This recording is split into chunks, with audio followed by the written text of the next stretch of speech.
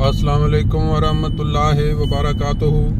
سبحان اللہ و بحمدہ سبحان اللہ العظیم۔ اللہم صلی علی محمد وعلی آل محمد کما صلیت علی ابراہیم وعلی آل ابراہیم انک حمید مجید۔ اللہم بارک علی محمد وعلی آل محمد کما بارکت علی ابراہیم وعلی آل ابراہیم انک حمید مجید۔ دوستو آج 6 اکتوبر 2024 اور ہفتہ کا دن ہے۔ آپ جانتے ہیں کہ کوئی بھی شخص جس کو اللہ تعالیٰ نے فہم دی ہو، عقل دی ہو، وہ یہ پسند نہیں کرتا کہ وہ ایک ایسی آگ لگائے، ایسی آگ سلگائے کو جس کے سلگانے کے بعد اس کا اپنا گھر اس آگ میں جل جائے۔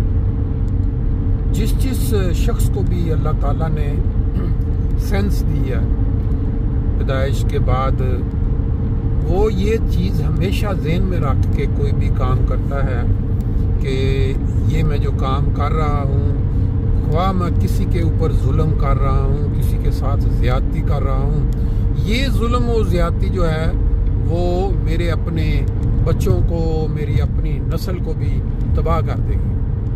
لیکن بعض بدبخت بدقسمت لوگ ایسے ہوتے ہیں جو یہ جانتے بوجھتے ہوئے بھی کہ یہ اللہ کا ایک قانون ہے کہ جو بو گے وہ کاٹو گے، جو کرتوت کرو گے اس کا انجام اگر یہاں نہیں پاؤ گے تو اگلے جہان میں جا کے ضرور پاؤ گے۔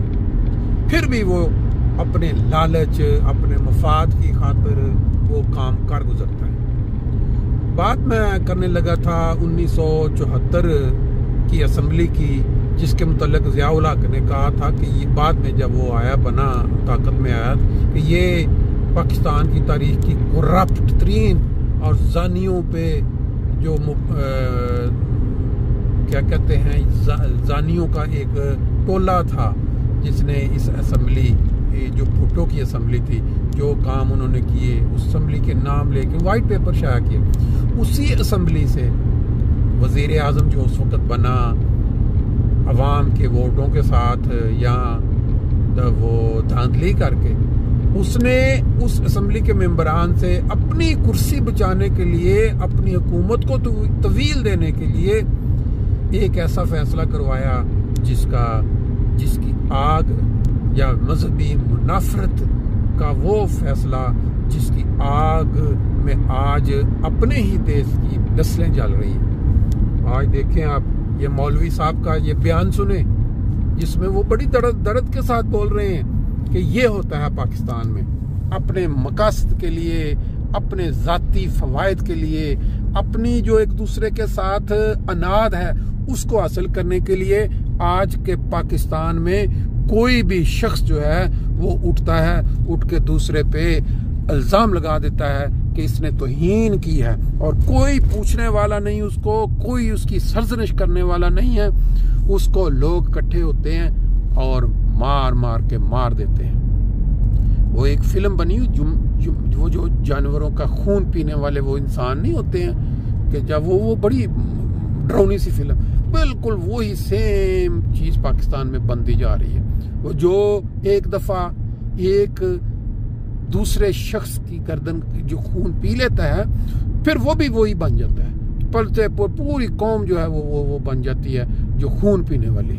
اب یہ جہاں ایک دفعہ ایک علاقے میں جب یہ الزام لگتا ہے کسی پہ کہ اس نے یہ توہین کیا ہے، اس کو مار دیا جاتا ہے، خواہ وہ جو جھوم مارے یا وہ پولیس والا مارے، تو دوسرے علاقے میں ان کو وہ کیا کہتے ہیں خارش ہونا شروع ہو جاتی ہے، یا ان کو وہ دماغ میں وہ ابال آنے شروع ہو جاتے ہیں کہ وہ فلانا علاقہ نمبر لے گیا ہمارے سے، اب ہم بھی کسی کو پکڑیں، ہم بھی مارے کسی کو۔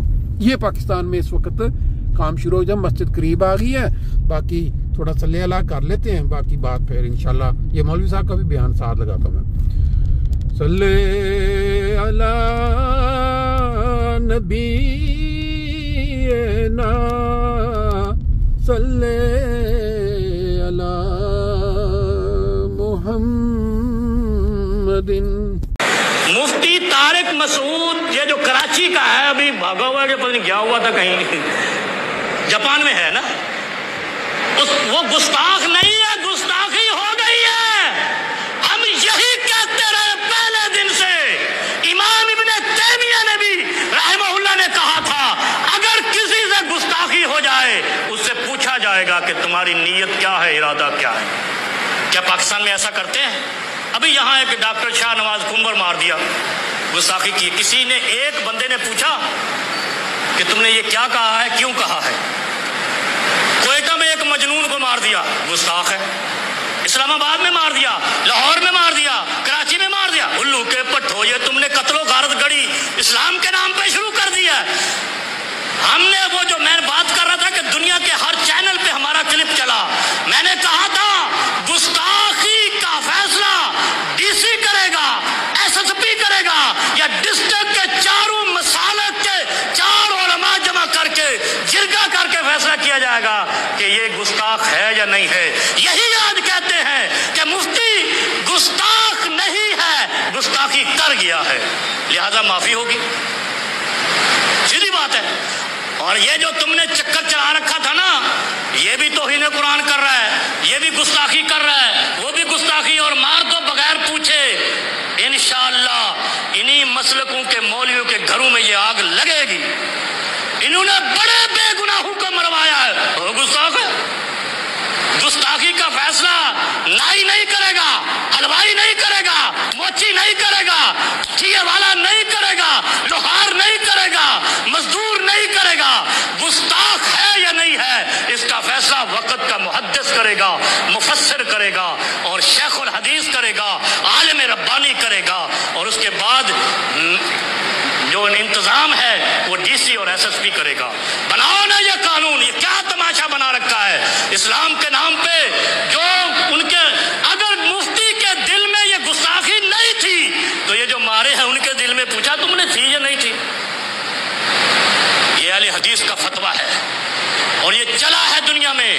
میں اس دن حیران ہوا، ایک کرسچن نے مجھے، کرسچن پادری ہے صدر میں جو گرجا ہے سب سے بڑا ان کا، اس نے آ کر مجھے کلپ دیا کہ حضرت یہ آپ نے کہا، میں نے کہا۔ وہ مناظرے کرتا ہے پاکستان میں مسلمان علماء سے، ہمارے پاس بھی کرتا رہا وہ۔ میں نے کہا کہہ رہا یہ تو یہاں کے مولویوں کا عقیدہ نہیں ہے۔ میں نے کہا میرا عقیدہ میں نے بیان کر دیا، آپ چیلنج کروا لو۔ میں نے کہا یہ کعبے کے امام کا بھی عقیدہ ہے۔ اچھا کبھی آپ نے سنا ہے سعودی عرب میں گستاخی میں کوئی مارا گیا؟ فرانس میں اپنا یہ سوڈان میں کوئی گستاخی میں مارا گیا؟ ایران میں کوئی مارا گیا؟ لیبیا لبنان میں مارا گیا؟ مصر اور عراق میں؟ بھائی کیا تماشا ہے پاکستانیوں کی، شرم کرو۔ انشاءاللہ جن مولویوں نے یہ آگ اندھا دھند لگائی ہے یہ اب مولوی گرفت میں آئیں گے۔